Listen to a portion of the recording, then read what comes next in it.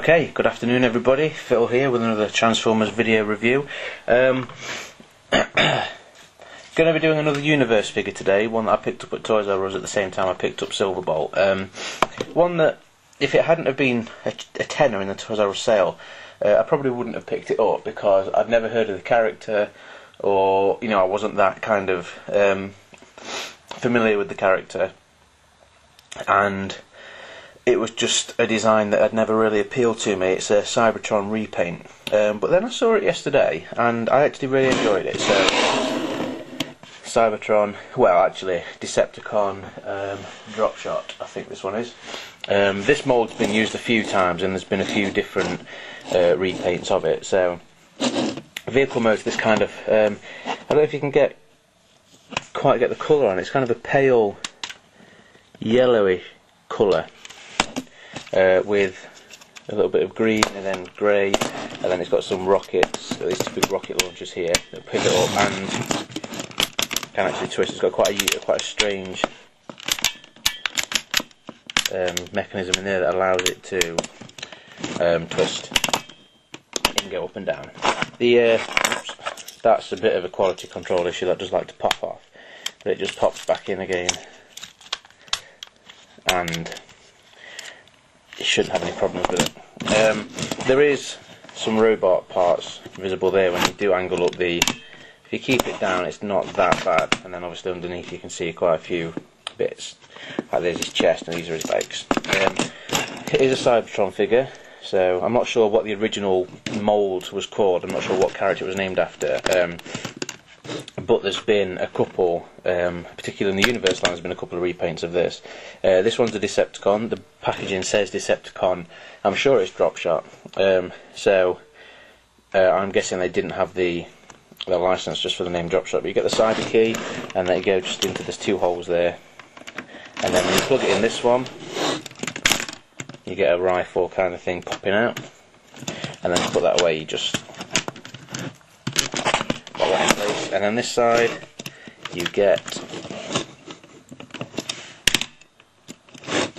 that comes out with a little laser scope, and then there's a little slider there, and you just slide out some missiles and they fire. There's two little buttons and they fire like regular missiles. They're not the greatest springs in the world, and if you're going to display it in vehicle mode, I think it looks better. Just slide those back in there. I think it looks better like that. I mean, the bad thing is you can kind of see part of that rifle there. But for a tenner, for $9.99 at Toys R Us, you can't complain at that. Quick transformation. Again, you might have to deal with that popping off a little bit. Happens on both sides on mine. It's not just that one side. So you take that, twist it around, and then there's a hole there and a peg there, so that just pegs in, and then same on the other side, just pop it out from the top, bring it down, twist it, peg it in, and then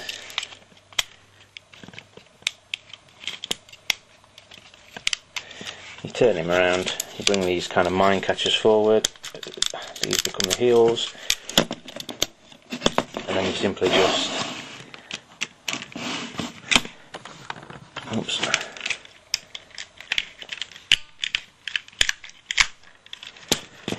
split these apart and bring them forward.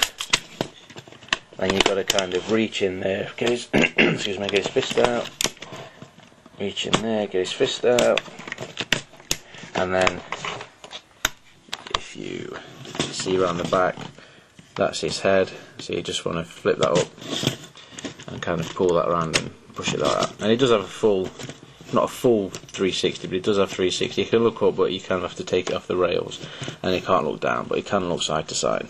And that is Dropshot in vehicle mode. The cyber key still works. You can put it in either one and open up these things, but it does come with a gun, and that can attach to one of these posts in vehicle mode. I didn't show it off, but that attaches there. And then in robot mode, there's a handle there, and you just stick it in his hand. He's actually a really nice figure. I really like him. say the colour scheme was kind of what put me off him at first, but he's actually not too bad. Once you get him transformed and actually see him in person, he's actually a very nice figure. Just excuse me a minute while I transform Silverbolt for a quick size comparison, because he is a Voyager Dropshot, and I'm now going to be comparing him with an Ultra, but never mind. So there is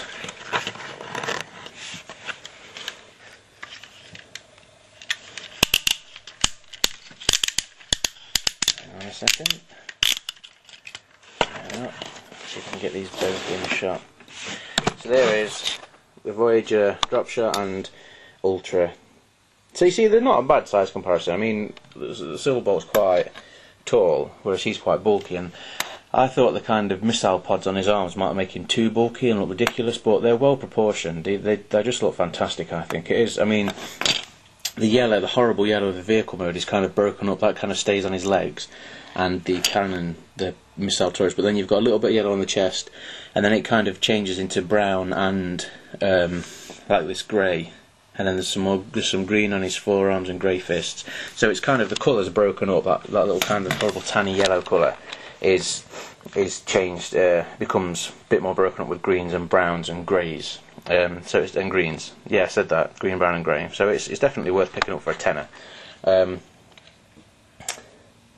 the two, I would probably recommend Silverbolt, only because I know more about Silverbolt. I recognise the character and all that kind of stuff. Whereas Dropshot, I'm not really familiar with him from G1, so I couldn't tell you anything about him. But he just looks cool. So there you have it. Transformers Universe, Voyager, Decepticon, Dropshot. Stay safe.